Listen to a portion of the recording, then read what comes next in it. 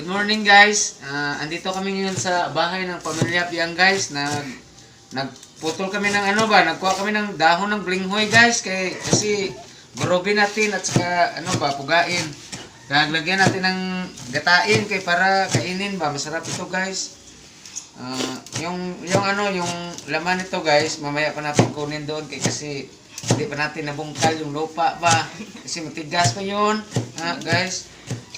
Ito guys itanungin mo guro kay para hindi mahirap magkumos Yan. Ito guys. Baka matagalan kayo magtingin guys kasi marami pa ito guys mamaya pa kunting tiis na lang guys at saka mag-invite na lang kami mamaya sa inyo guys kung luto na mamaya na lang Okay. Sa mga nakauyon lang. Para sa mga yung may gusto lang magkain magtilaw, yun, ganun. Kasi itong kain na ito, para ito sa para lang sa mga imol tawag yun sa Tagalog yung mahirap mahirap maghanap ng blinghoy Ito, yun. Ito. Ay, ano nga ito sa Tagalog guys?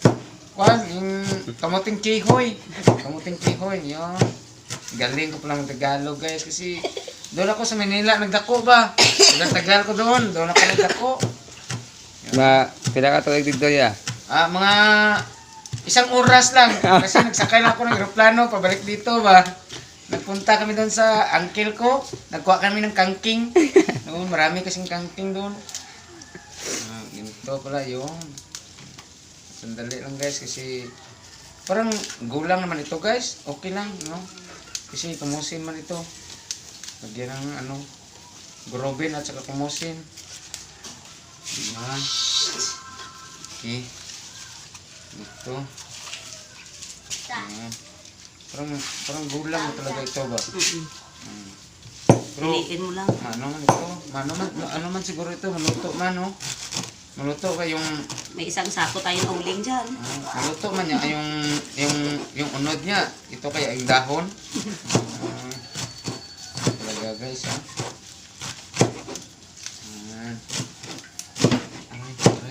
Yun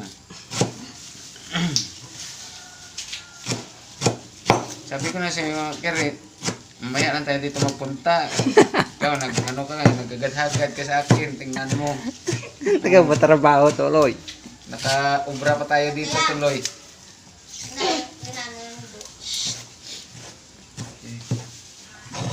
Saan kayo nakuha dito banda guys? Sa farm.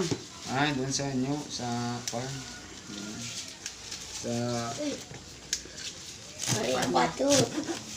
Sa farm na. Naginip Sa Shenda ni Mira. Nung nakarang araw, naginip ako nakakain ito. Ngayon, totoo na po. Thank you, Lord. Galing talaga ng Lord naginip ako na nakakain ako nito. Paborito mo yan, no? Oo, paborito ko ito kasi nung binubuntis ako ni Mama ito yung nakakain niya. Kumakain kami dalawa. Sarap-sarap pala nito. Kaya paglabas ko, yung itsura ko parang blinghoy na parang blinghoy na. Buti na lang ngayon, nag-iba parang kamuti na. Nakakatawa talaga yung buhay dito sa mundo, no? Galing talaga. I-shout out mo tong mga friend ni Paul sa mga Manila. Ay pareho sa tong suman kahapon nga kamuti. Pangayot daw sila, mayara ko nakita dito FLBC daw. Di ba siya mangayot man sila? Mamaya na kay wala man siguro hindi naman tayo nag-live kay Video naman. kasi baka sayang yung yung paragraph natin tawag yun sa pelikula yung script hindi na magtikwan take two. Tsura mo. Sarap pa na.